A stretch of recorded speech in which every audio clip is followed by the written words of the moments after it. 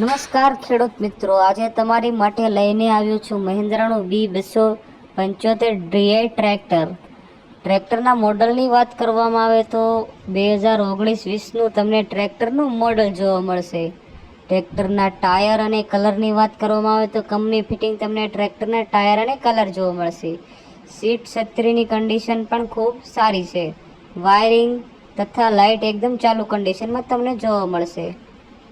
તમે ટ્રેક્ટરની કન્ડિશન વિડીયોમાં જોઈ શકો છો. ખૂબ જ સારી કન્ડિશનમાં તમને આ ટ્રેક્ટર જોવા મળશે.